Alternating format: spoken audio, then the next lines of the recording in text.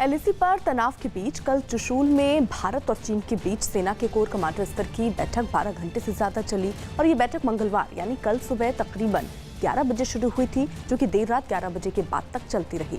इससे पहले दोनों देशों के बीच कमांडर स्तर की बातचीत 22 जून और 6 जून को एलएसी के करीब चीन के हिस्से वाले मोल्डो में हुई थी। पहली बार 6 जून को कमांडर स्तर की वार्ता हुई थी, जिसमें दोनों पक्ष कई स्थानों पर पीछे हटने के लिए सहमत हो गए थे। भारत ने तब चीन से एलएसी पर 4 मई से पहले की अपनी सैन्य पोजीशन पर लौटने को कहा था।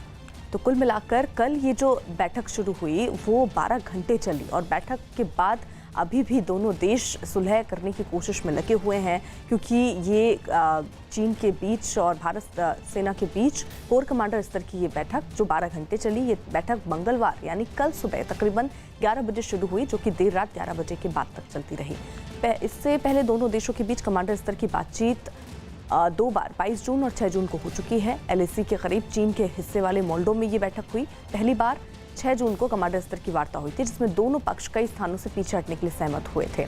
अरुण हमारे सहयोगी इस वक्त लद्दाख से जुड़ चुके हैं। अरुण, ये 12 घंटे की ये बैठक, उसके बाद अब स्थिति क्या सहमति बनी, अब क्या होगा? यानी क्या चीन की सेना पहले जहां पर थी वहीं चली जाएगी? देखिए, पहली बात तो ये कि आधिकारिक रूप से न तो भारत सरकार की तरफ से न ही सेना की तरफ से कोई भी इस बाबत सूचना दी गई है। चीन की तरफ से सूचना आने का तो कोई सवाल ही नहीं है। बड़ी बात यह है कि 22 जून को जो बैठक हुई थी 11 घंटे से ज़्यादा चली थी और उसमें डिसएंगेजमेंट पर सहमति बनी थी, यानी हम जहां थे अप्रैल की पोजीशन में या 5 मई से पहले की पोजीशन में वहां लौट जाएंगे। अब चीन की सेना ने उसका पालन नहीं किया, वो अपनी जगह पर नहीं जा रही और इसलिए दोबारा बैठक करने की जरूरत पड़ी।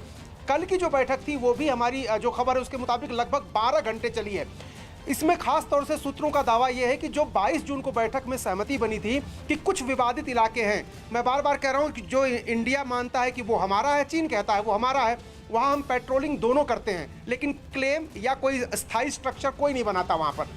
उन जगहों पर, कुछ जगहों पर चीन की जो पीपुल्स लिबरेशन आर्मी है उसने कुछ अस्थायी स्ट्रक्चर खड़ा करने की कोशिश की है, जिसको लेकर के भारतीय सेना ने कई बार आपत्ति जताई थी और गलवान में जो हुआ उसी वजह से संघर्ष हुआ था। तो कुल मिलाकर के सबसे जो पहली प्राथमिकता है वो डिसएंगेजमेंट की है।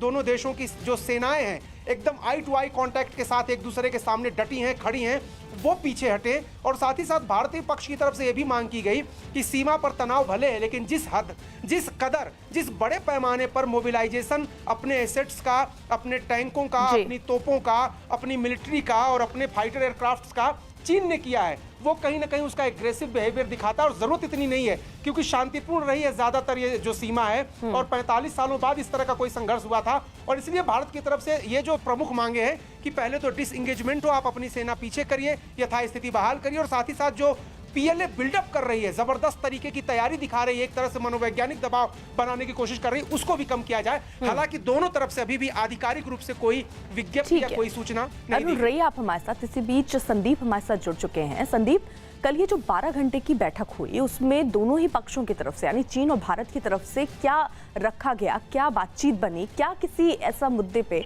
राय बन पाई है दोनों ही देशों के बीच?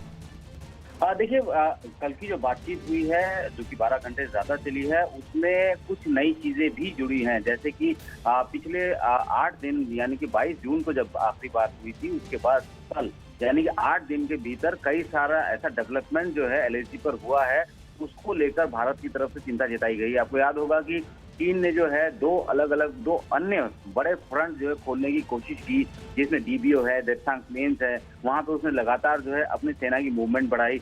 और उसके बाद जो है कहीं ना कहीं लग रहा था कि स्थितियां फिर दोबारा उसी तरीके से ना हो जाए, क्योंकि उसने अपनी पूरी फोर्स जो है वहां पे अभी फिलहाल तैनात कर रखी है। तो जो 22 तारीख को ये सहमति हुई थी कि फेज बाय फेज मैनर पे जो है आप अपनी सेना को पीछे करोगे, लेकिन हुआ क्या कि कुछ एक इंफॉर्मेशन ऐसी आई कि उन्होंने कुछ गाड़ियां जो है वहां से मूवमेंट जरूर किया, लेकिन फिर वापस लाके वहीं पर खड़ा कर दिया गया। और यही वजह थी कि भारत ने देखा कि जब 22 तारीख की बात को जो सहमति हुई थी उसमें जो है किसी भी तरीके का ग्राउंड पे जो है वो दिखता नजर नहीं आ रहा है, तो भारत ने कल बुलाया था। तो उम्मीद की जा रही है कि 10, 11 या 12 बजे के आसपास जो है कोई आधिकारिक तौर पर। ठीक है संदीप, अगर कोई अपडेट होता है तो फिर से हम आपसे जुड़ेंगे। बहरहाल आप जुड़े हमारे साथ, बहुत बहुत शुक्रिया। हमारे साथ अरुण भी जुड़े थे। अरुण, आपका भी बहुत बहुत शुक्रिया। उधर मानवाधिकार के उल्लंघन में चीन के खिलाफ विश्व स्तर पर घेराबंदी हो रही है। वीगर मुसलमानों पर जुल्म के मामले में 29 देशों ने चीन में जांच टीम के दौरे की अपील की। ब्रिटेन, ऑस्ट्रेलिया, जर्मनी समेत कुल 29 देशों ने यूएन मानवाधिकार परिषद में वीगर मुसलमानों का मामला उठाया। चीन में वीगर मुसलमानों के मानवाधिकार का उल्लंघन आम बात है और लंबे समय से ये विवाद का विषय बना हुआ है। तो चीन की घेराबंदी जहां एक तरफ चीन कोरोना के मुद्दे पर भी घिरता हुआ नजर आ रहा है, वहीं वीगर मुसलमानों का ये मुद्दा जिसको लेकर 29 देश जो हैं वो घेराबंदी कर रहे हैं चीन की, तो इन सब के बीच चीन की मुसीबतें अब बढ़ती हुई नजर आ रही हैं।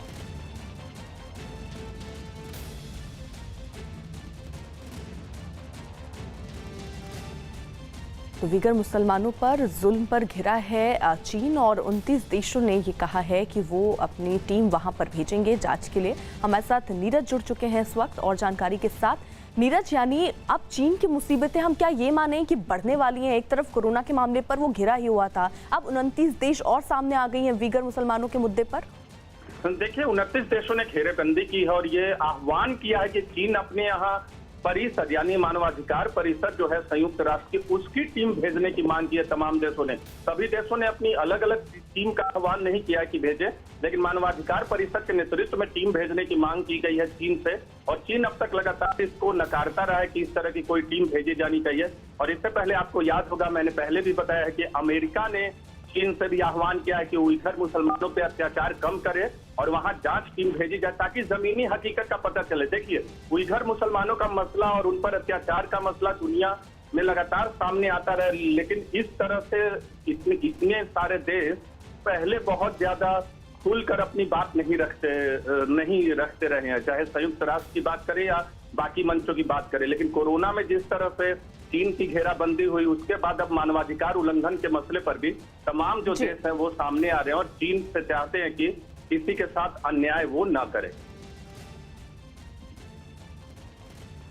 कोरोना के बढ़ते खतरे को देखते हुए अमेरिका के राष्ट्रपति डोनाल्ड ट्रंप ने एक बार फिर चीन पर गहरी नाराजगी जाहिर की है। डोनाल्ड ट्रंप ने कहा कि कोरोना की महामारी पूरी दुनिया में फैली हुई है, जिससे अमेरिका को भी जबरदस्त नुकसान उठाना पड़ा। डोनाल्ड ट्रंप ने कहा कि वो चीन से बेहद ज्यादा गुस्से में हैं। लोग इसे देख सकते हैं लेकिन वो इसे महसूस कर सकते हैं। चीन पर नाराजगी जताते हुए अमेरिका के राष्ट्रपति डोनाल्ड ट्रंप ने एक ट्वीट किया जिसमें उन्होंने लिखा कि जैसा कि मैंने देखा है कि ये महामारी पूरी दुनिया में फैली हुई है, जिससे अमेरिका को भी जबरदस्त नुकसान उठाना पड़ा। मैं चीन से बेहद ज्यादा गुस्से में हूँ। लोग इसे देख सकते हैं लेकिन मैं इसे महसूस कर सकता हूँ।